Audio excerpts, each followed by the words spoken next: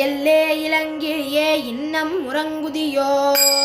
சில்லென்றழையேன் மின் அங்கை நீர் போதருகின்றேன் வல்லே உன் கட்டுரைகள் பண்டே உன் வாயறிதும் வல்லீர்கள் நீங்களே நானேதானாயிடுக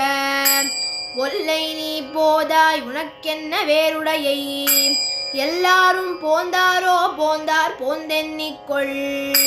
வல்லானை கொன்றானை மாற்றாழை மாற்றழிக்க வல்லானை மாயனை பாடேலோரெம்பாவாய். இப்பாசுரத்தில் இவ்வளவு நேரம் உறங்கிய தோழி எழுந்து வந்து கோபத்துடன் என்னை அழைக்காதீர்கள், இதோ வந்து விடுகிறேன் என்று கூறுகையில் வலிமை பொருந்திய